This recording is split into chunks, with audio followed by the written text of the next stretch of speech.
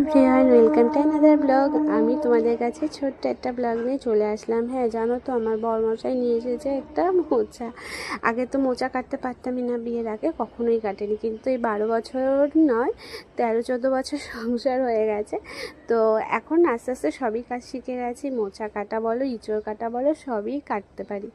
তো এই নিয়ে দুবার আর কি মোচা কাটলাম। আসলে হাতে অনেকটা সময় নেই মোচাটা কাটতে হয়, তার জন্য ছেলে মেয়ের পড়াশোনা থাকলে কাটি না, তখন বাজার থেকে আমার বর কেটেই নিয়ে আসে।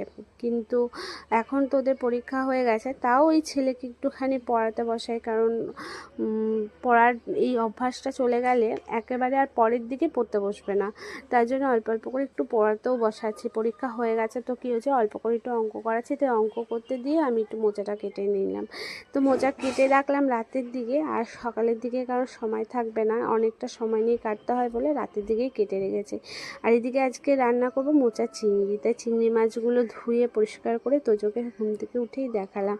তোজো তো দেখে ভীষণ খুশি চিংড়ি মাছ, কারণ চিংড়ি মাছ খেতে ভীষণ ভালোবাসে।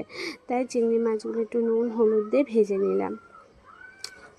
তো এদিকে নুন হলুদে চিংড়ি মাছটা ভেজে রাখছি, আর ওদিকে আলুগুলো কুচি করে রেখেছি, ছোট ছোট করে ডুমো ডুমো করে আলুগুলো কেটে রেখেছি। এবার আলুগুলো একটু নুন হলুদে ভেজে নিয়েছি।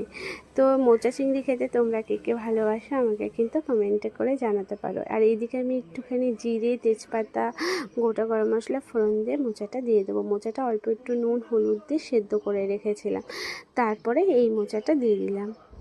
এবার এই আলু চিংড়ি মাছগুলো দিয়ে একটু নুন, তারপর হলুদ, জিরে গুঁড়ো, ধনে গুঁড়ো সব কিছু দিয়ে নাড়িয়ে একটু লঙ্কার গুঁড়ো, একটু নুন, মিষ্টি, আর নামানোর শেষে অল্প করে ঘি দিয়ে নামিয়ে ফেলবো। তো এইভাবে আমি মোচা চিংড়িটা সকালে খুব তাড়াহুড়োর মধ্যে দিয়ে করলাম, কারণ বর অফিস যাবে, এদিকে মেয়ে স্কুলে গেছে, তার মধ্যে দিয়ে রান্না করতে হলো। তো এখনের মতন আসি, আশা করি তোমরা সবাই খুব ভালো থাকবে। এখনের মতন টাটা।